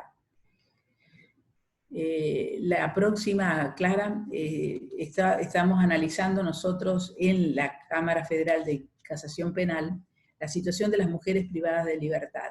En el caso, por ejemplo, Beltrán Flores y el habeas corpus del año 2013, cuando un grupo de mujeres que eran de Bolivia, que justamente eran mulas, por pequeñas cantidades, estaban detenidas en el complejo penitenciario federal de Salta. Un buen día, el director del complejo, a una madrugada, las cargan a todas estas mujeres arriba de un camión y las llevan a la unidad 13 del servicio penitenciario de La Pampa. Plantean un habeas corpus porque fue el día previo a que estas mujeres tenían las visitas de sus hijos y de su familia de Bolivia, y que de manera irrazonable la trasladan simplemente porque eran mujeres bolivianas absolutamente vulnerables, y entonces por eso se creyó el jefe del sistema penitenciario que podía hacerlo de esa manera, del complejo.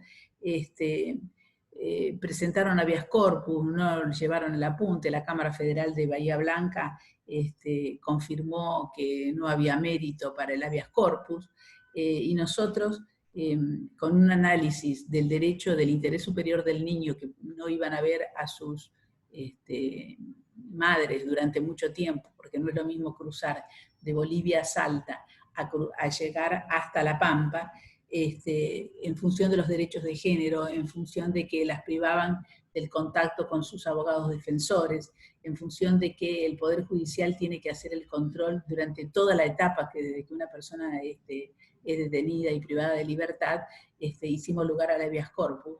Y allí, por el defensor, nos contaba después la emoción que tuvieron esas mujeres, porque lo habían presentado ese habeas corpus in pauperis, escrito en unas hojas de cuaderno cuadriculadas a mano por cada una de ellas, en donde nos pedían el habeas corpus, que habían apelado la decisión de la Cámara Federal de Bahía Blanca. Y ahí también se hizo todo un análisis de género para hacer lugar a la medida.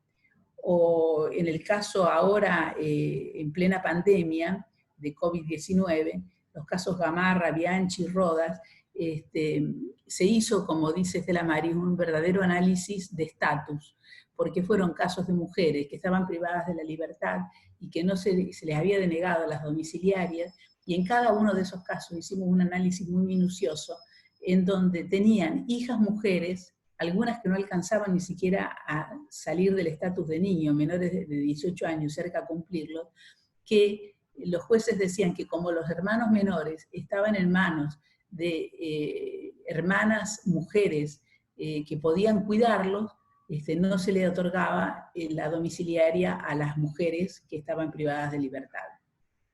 Entonces yo hice además un análisis de cómo influye la teoría de género en el sentido de que las otras que tienen que soportar la carga del cuidado son las hijas mujeres, porque incluso en dos de los casos había padres que no eran convivientes, que no se hicieron cargo de los hijos, pero el juez en las instancias anteriores le imponía a las hermanas mujeres, que algunas tenían que abandonar la escuela secundaria para poder cuidar a sus hermanitos, con un análisis desprovisto absolutamente de la teoría de género, y por eso acuerdo que hay análisis que tienen que ver con el estatus, o sea, pero ni siquiera se toma en cuenta que una de las tareas ancestrales asignadas a las mujeres es la del cuidado, pero si hay una mujer, como en el caso de las hijas, que pueden cuidar a sus hermanos, se les deriva en la cabeza de ellas y ni siquiera se le da el derecho del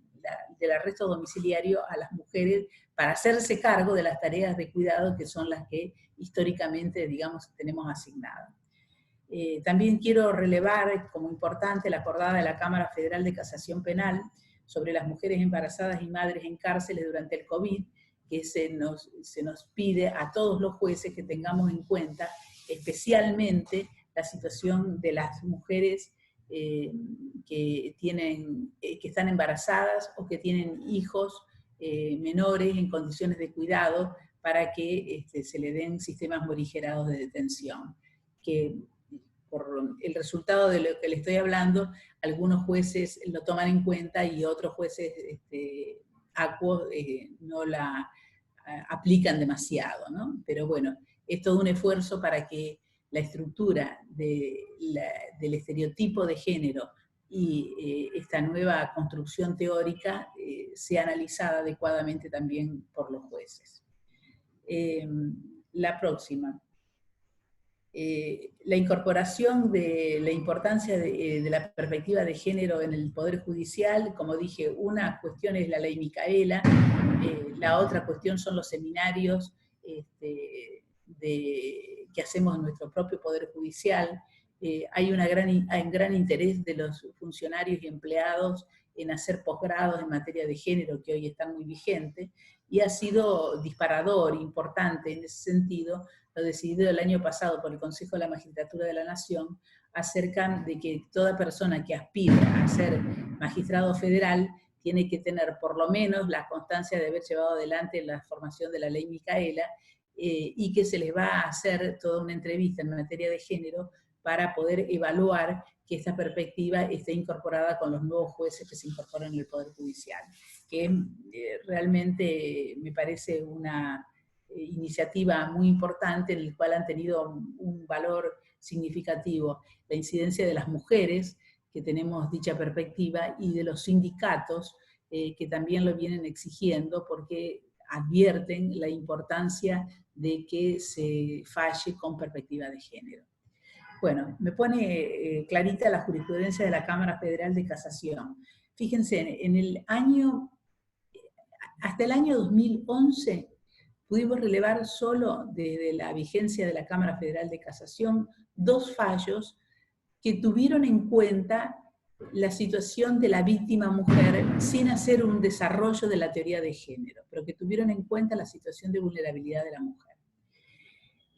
Desde el 2012 hasta la fecha, nuestra Cámara Federal de Casación Penal tiene 778 fallos, de los cuales 448 fueron en materia de género de manera general y 290 en trata, que es un tema muy preocupante y muy específico de la situación desgraciada, tremenda, de vejación de una mujer que se encuentra en situación de explotación sexual o de trata sexual o laboral. Y aquí vamos marcando, fíjense en la evolución que ha habido. En el año 2012, 25 causas de trata y 15 de género, perdón, 25 causas en total y 15 de género y 10 de trata. En el 1352, 37 de género, 15 de trata. En el 14, 90 en total, 68 de género, 22 de trata. En el 2015, 75 casos en total, 33 de género y 42 de trata. Y hasta que llegamos al año 2020, hasta el 1 de octubre, ya llevamos 300 causas de género, de las cuales 223 son de género y 81 de trata. O sea, como todo el cuerpo, la Cámara Federal de Casación Penal, está trabajando y advirtiendo la cuestión de género y la importancia que es el flagelo de trata y cómo abordarlo. Realmente vienen muchas causas relacionadas con el tema. Aquí me está poniendo clarita las que se dictaron en materia de género durante el COVID. Aquí tenemos nosotros 186 causas durante la feria, de marzo al 20 de julio, entre las cuales 17% son de trata y 87% son de materia de género, que son violencia, drogas, corrupción, etcétera, pero esa es la totalidad de causas. O sea, el panorama que quiero plantearles es la necesidad de que los jueces, fiscales, defensores y abogados en general estemos muy bien formados en materia de género, porque no es un tema menor, estamos hablando de más de la mitad de la población de la sociedad, y que si nosotros no tenemos un adecuado marco teórico, no manejamos la concepción epistemológica de lo que son los delitos de género, vamos a incurrir en muchos errores y vamos a tener fallos que no van a ser acorde a la situación de vulnerabilidad preexistente que manifiestan las mujeres, que por eso es esencial que uno, como uno de los 3 poderes del Estado, el Poder Judicial, se haga cargo de la importancia que tiene este desarrollo en más de la mitad de la población de la sociedad.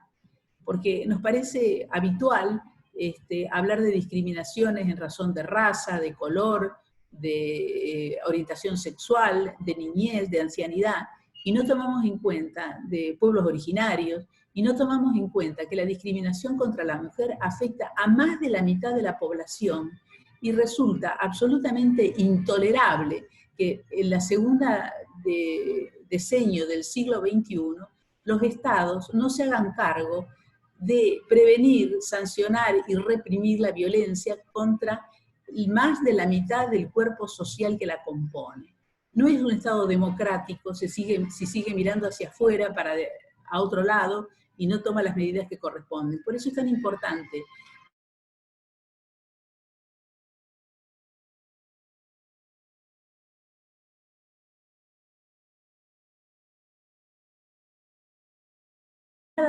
los tres poderes, más la alianza con la sociedad civil y los sectores involucrados que tanto están trabajando en la materia, son el único mecanismo para acelerar este proceso, porque si no, si esperamos solo a la trascendencia que puede tener la evolución natural en materia social y de nuevas concepciones y de nuevas corrientes, vamos a tener que seguir esperando varias generaciones para que esto se pueda llevar adelante. Y mientras tanto, las mujeres van a seguir padeciendo la discriminación y la desigualdad.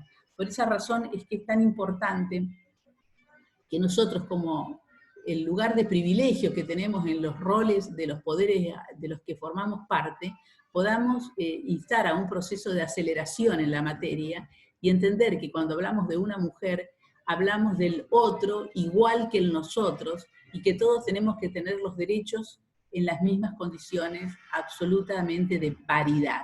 Ya no solo de igualdad, de paridad en todo, paridad desde el tratamiento ante la ley y paridad en la toma de decisiones y en la conformación en los poderes del Estado.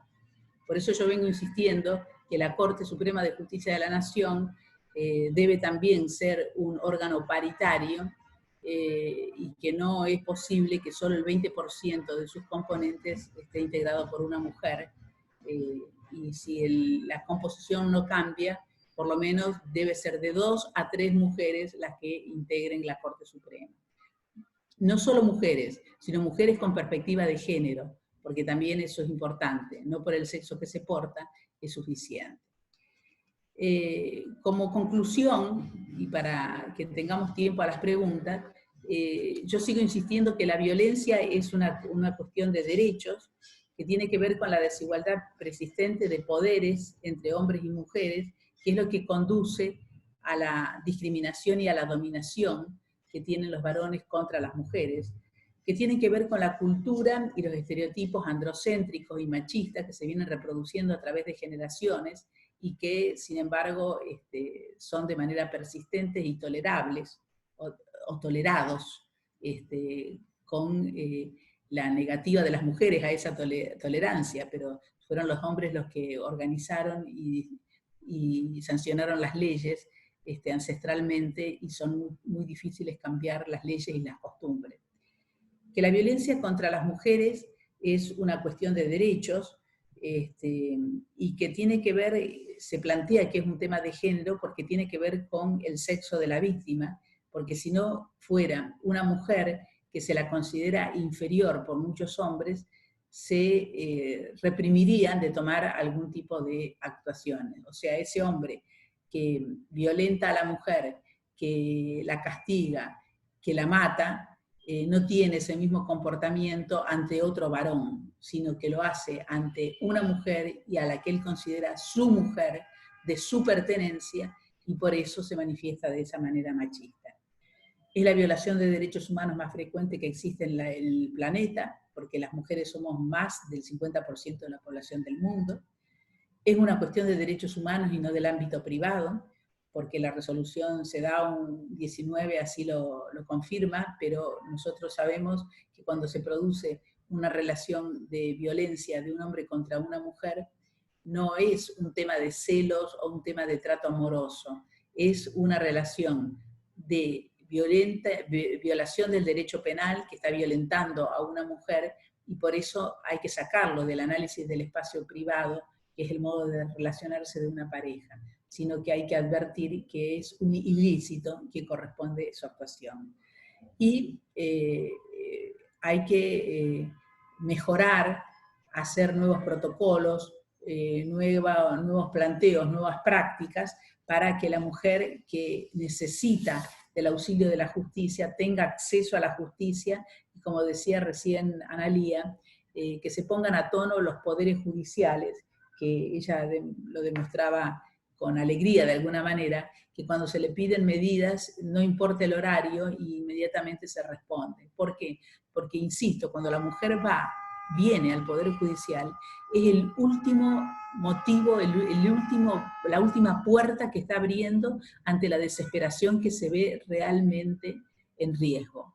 Y entonces por eso se necesita una atención urgente, y el trabajo, por ejemplo, de la OBD hace que de manera inmediata, interdisciplinarmente, lo evalúen y lo remitan al Poder Judicial, y tiene una resolución inmediata del conflicto. Mientras que si nosotros esperamos el sistema tradicional que se ha venido usando desde que se interpone una demanda, se corre traslado, se ofrece la prueba, etc., a veces pasan meses y la mujer en ese interregno pierde su integridad física o pierde la vida. Entonces, por eso es tan importante que esto sea inmediato. Bueno, como conclusión, para nosotros, operadores del derecho, tenemos que observar siempre este triángulo de la Constitución, derechos humanos y democracia, que dentro de este triángulo están los derechos de género.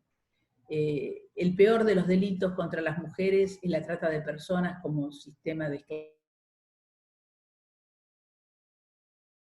ojo, y no es el más masivo, como lo decía Estela Mari, sino que el más masivo es justamente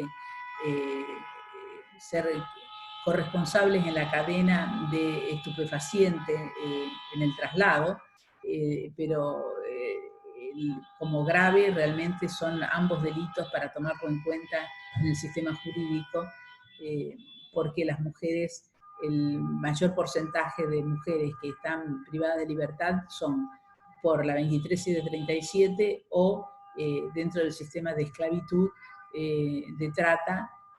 Hay algunas también mujeres que están como tratantes cuando han terminado como un negocio, que no se lo puede considerar nunca tal, pero cuando han terminado de ser ellas las víctimas sexuales, también vemos muchas mujeres que están en el financiamiento de prostíbulos.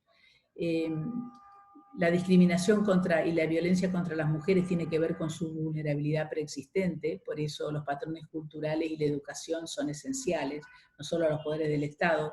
El Ejecutivo debería encargar campañas publicitarias en los grandes medios de comunicación masivo, en donde se quede claro que el maltrato hacia una mujer es delito y que está toda la fuerza del Estado dispuesta a sancionarlo, y además educar.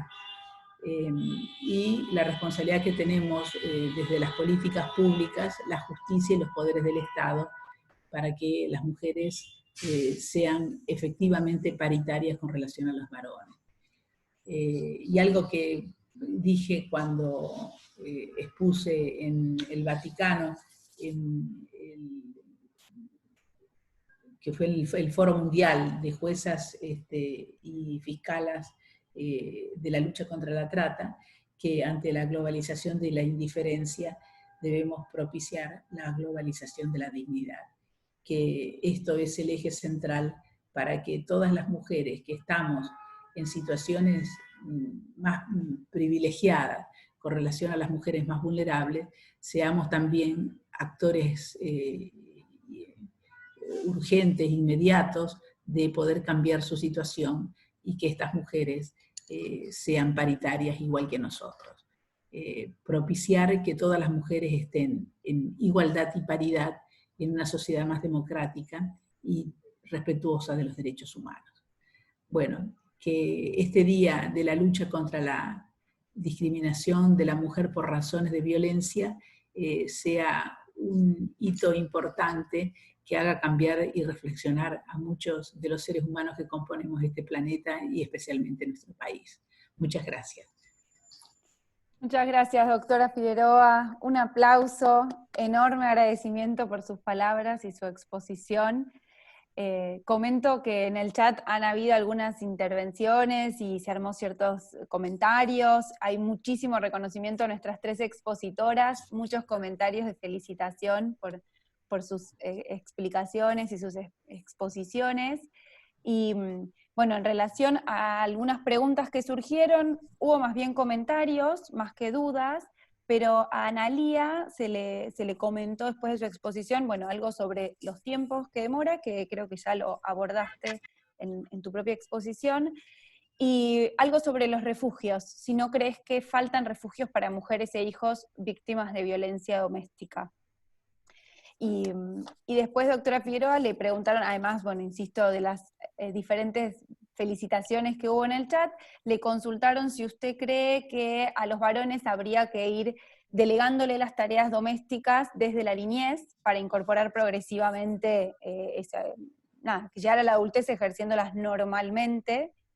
Y después, así como una pregunta general, se planteó si se podría medir el impacto que tuvo el Ni Una Menos en el año 2015 para ver cómo fue variando la respuesta judicial hasta el día de hoy. Dejo las preguntas sobre el panel y no sé si alguien más quiere escribir alguna consulta, alguna pregunta, además de, bueno, las enormes felicitaciones. Analía. Sí, con relación a los refugios, tengan en cuenta que la Oficina de Violencia Doméstica tiene su actuación en el ámbito de la Ciudad de Buenos Aires, más allá de las otras oficinas de violencia doméstica que están a cargo de los superiores tribunales, en Tucumán, Santiago del Estero, Santa Cruz y La Pampa. Lo cierto es que de la experiencia en todos estos años, solamente en 3 oportunidades no hemos podido ingresar a personas al refugio que depende del gobierno de la Ciudad de Buenos Aires. Tengamos en cuenta también que las características de este refugio es que tiene medidas de seguridad muy estrictas, como por ejemplo que la mujer que ingresa deba dejar el celular en poder, digamos, de quienes coordinan el refugio, con lo cual, al hacer conocer la dinámica del refugio, no todas las mujeres quieren ingresar, y si indagamos un poco más, siempre aparece alguna red familiar o de amistades que puedan recibir a esta persona en su casa, obviamente con medidas de protección que varían desde consignas o incluso botón de pánico para esa protección, pero sí podríamos discutir acerca de que tal vez es necesaria una mayor cantidad, sobre todo con diferente dinámica de atención, porque este refugio, que les digo que está a puertas cerradas, que nadie conoce el lugar de ubicación, es para los casos de riesgo alto o altísimo. Si bien hay otras casas de medio camino, por ahí esa es la franja que está más necesitada de ampliar tal vez sus recursos. Y perdóname, había una, hago una acotación simple del 2015 con la marcha de Ni Una Menos.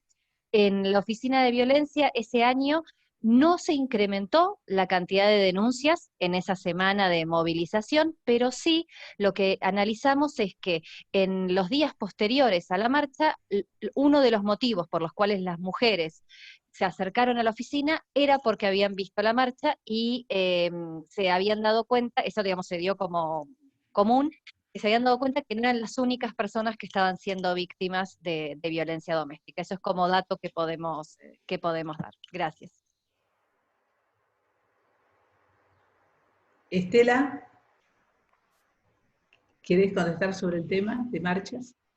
No, simplemente que más allá de que es difícil esperar un efecto inmediato, todo ese tipo de marchas sí son importantes, y sobre todo lo importante es que el colectivo femenino comience a empoderarse, es decir, que comience realmente a darse cuenta que estamos hablando de la violación de un derecho humano y que empiece a exigir justicia y compromiso.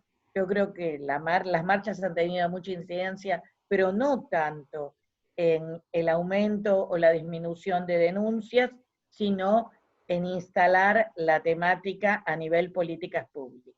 Y esto sí es muy importante. Sí. Eso solo, gracias. Coincido con eso. Yo creo que el movimiento de derechos humanos en la Argentina, inmediatamente recuperada la democracia, tuvo como eje central el enjuiciamiento, la investigación, enjuiciamiento y sanción de los crímenes de lesa humanidad. Y posteriormente a este gran movimiento importante de derechos humanos, creo que el otro eje ha sido el colectivo de mujeres, ya sea con Ni Una Menos en cuanto a la violencia, y lo que hemos visto el año pasado de la movilización con respecto a la interrupción voluntaria del embarazo. que yo vengo insistiendo es el único crimen de género que existe en nuestro país, porque se pena a la dueña del óvulo y no al dueño del esperma. Entonces, no pasa el test de constitucionalidad, además del artículo 14 de la Convención CEDAW. Entonces, nos está mostrando cómo una parte de la sociedad se ha dado cuenta que una de las problemáticas de derechos humanos es el tema de género. Y visibiliza, como decía Analía, a la mujer que se encuentra violentada, que no es la única víctima. Y entonces la anima a asociarse con otras y de esa manera poder hacer frente a una situación desventurada que está pasando de manera individual. Por eso que me parece muy importante el avance que se viene haciendo desde el colectivo de mujeres, que también hay que reconocer, tiene en la actualidad un acompañamiento importante de varones, porque no solo las mujeres estamos en esta lucha, sino que hay muchos varones que entienden que este criterio de igualdad también tiene que ser acompañada el colectivo por ellos, y han adoptado esta actitud adecuada, paritaria en materia de género. Y sí creo que hay que enseñarles a los niños desde muy pequeños educación sexual desde el jardín de infante, que es entender los roles masculinos y femeninos que nos han impuesto la sociedad y cómo se pueden deconstruir. Por eso, realizar las tareas de la casa, no como ayuda, sino como tarea esencial para su propia vida, es importante que se haga desde la temprana edad. Yo adhiero a esa posición y la he practicado, la verdad, en mi grupo familiar. Bueno, otra pregunta que aparece en el chat de la doctora García Torres es, ¿no creen que sería fundamental que se establezca un sistema de control sobre el accionar de los distintos juzgados y los organismos en materia de violencia de género? Todo control es bueno. Todo control es bueno, además del convenio 190 de la OIT. Que nadie se crea patrón de estancia es muy importante, porque por ahí hay gente que se confunde los roles. En relación, siguen llegando las preguntas en relación a esa misma idea de control. Yamila Papini consulta si hay alguna instancia para evaluar la incorporación de la perspectiva de género luego de haber hecho el taller Ley Micaela, puntualmente respecto a la incorporación de un lenguaje no sexista, que es un paradigma tan complejo y que se hace preciso para incorporar en cada dirección, en cada área. Quizás una guía que sea posible para una incorporación pronta y que responda a una manifestación cultural general. Podríamos armar. Podríamos armar una guía desde la Comisión de Género, doctora. Nos parece bien que necesitamos colaboración interdisciplinar, ahí la veo a Caro Los Penato, que también están activa en el tema. Una comisión interdisciplinar para poder hacer algún proyecto, ¿no?, para los controles. Me parece esencial. Mariano, ¿querés aportar? Estás muteado. Un detalle. Primero felicitar a todas las expositoras, a la señora Defensora General de la Nación, Estela Maris Martínez, a vos, Ana, a Analía, a la doctora Ángela Ledesma como presidenta. Un solo comentario, me parece muy importante todo lo que se discutió, pero además agregar, justo que mencionó la doctora Estela Maris Martínez, que en el proyecto del nuevo Código Penal, si bien no tiene la entidad de esa propuesta de legítima defensa, que estaría muy buena que se incorpore, hay un artículo nuevo, que no estaba previsto antes, que tiene que ver con la violencia de género, que en cualquier delito del Código Penal, cualquiera, sea una estafa, sea unas lesiones, sea un daño, el juez deberá aplicar el tercio superior de la escala penal.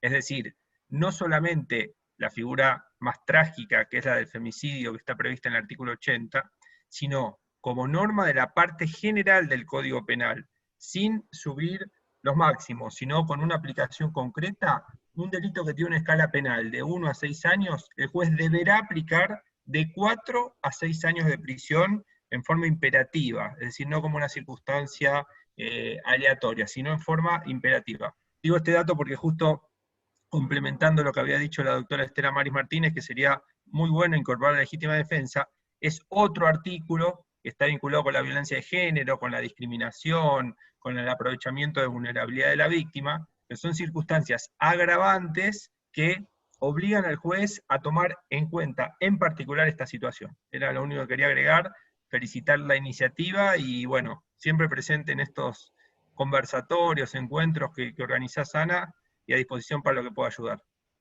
Muchas gracias, Mariano. Bueno, acá están preguntando sobre la necesidad de hacer estadística.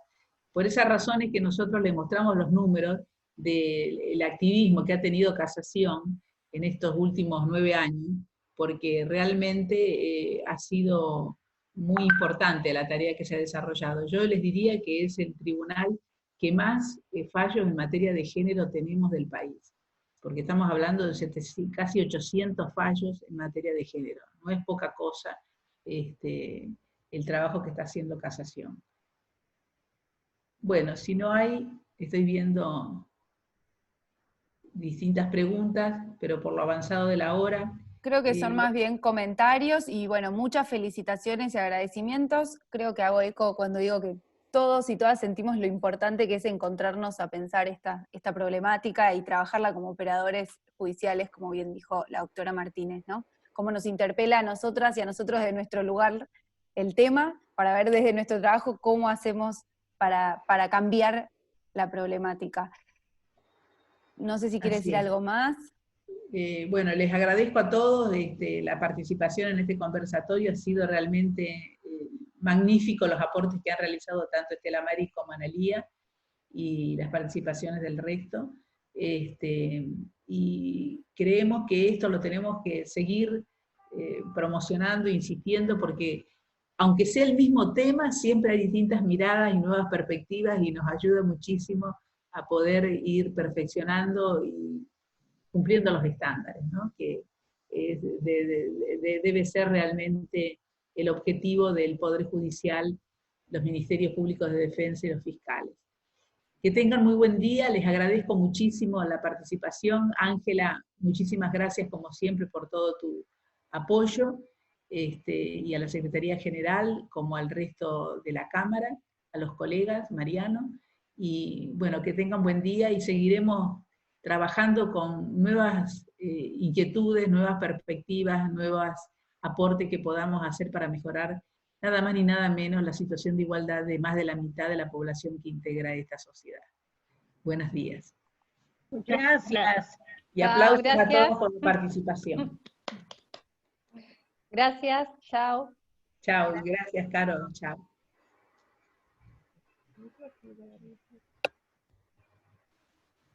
Chao, Mariano. Chao, Ángela, chao. Chao, perdón que me desconecté unos minutos. Problema de internet. Chao, Ángela, chao, Ana. Chao, chao, hasta luego a todos. Un gusto, un gusto.